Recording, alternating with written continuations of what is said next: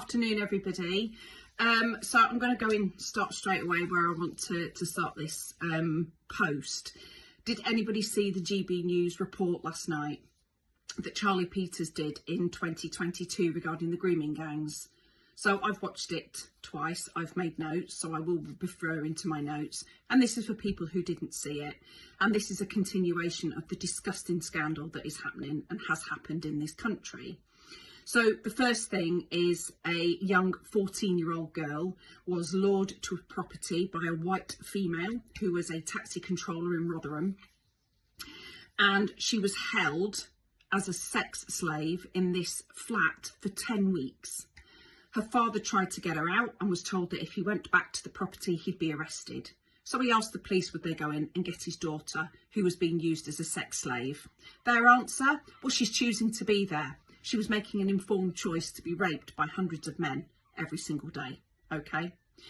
The only way that girl got out of that property was through Jane Senior, who at the time was running Risky Business in Rotherham, and they were there, a unit set up to look after vulnerable girls.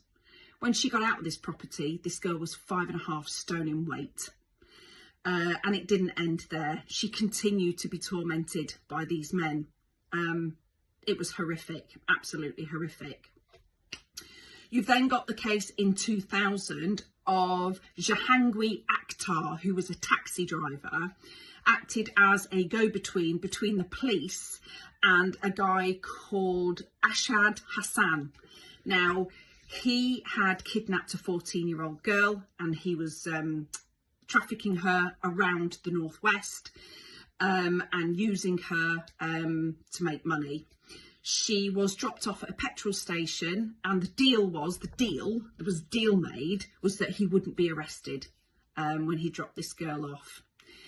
He then went on to continue trafficking hundreds of girls, and when he was finally arrested, Ashad Hassan, it was seen that he had 270 so-called girlfriends, but they were all actually girls that he was trafficking. Now, those 270 girls would have been saved had the police arrested him that day at the petrol station.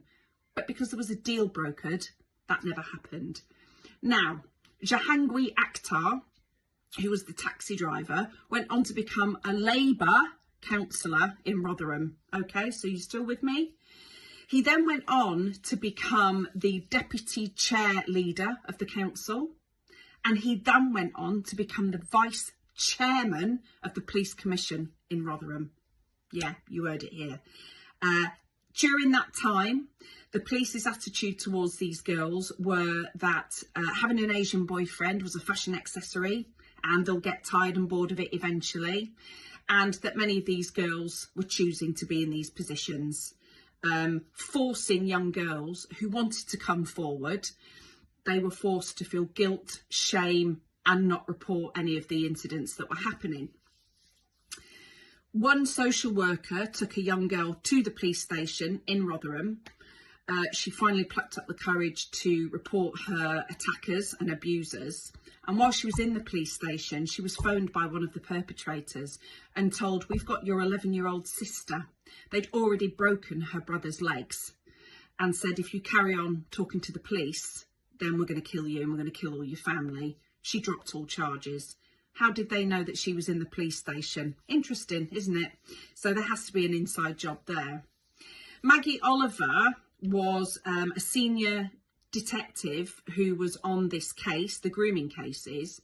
And when she went off on leave to look after her sick husband, who I think had cancer, it was in a full-blown investigation. It was making waves. Things were being done. When she came back from being on leave, the case had been dropped, and her and other colleagues were brought into a meeting with senior police officers and was told the case has been dropped and we're not going to bring it up now because of the 7/7 attacks in London. It would be unacceptable for us to now start probing. And they used the word Asian, and someone on one of my profiles actually said this, one of my posts actually said, well, Asian has a wide spectrum. And they're right. And there's a very good reason why they do that. They use the word Asian so it doesn't clump everyone into the same kind of category, but it was mainly Pakistani, British Muslim men that were the perpetrators of these crimes. Maggie Oliver came out of that meeting like, what the hell has happened? And all the minutes from that meeting were lost. Who knew? In the meantime, Jane Senior and other social workers were dragged into Rotherham Police Station and screamed and shouted at by senior police officers and commanders, and made to feel like naughty school children because they'd brought this to the attention of what they thought were the right people. That's just a small part of the documentary. I will do another part. I think babbing on to you for 6 minutes is quite enough. I hope you've stuck with it thus far, and I will be making another post soon. So I hope you've managed to stay with me, and I hope you've managed to take on board everything that I've said.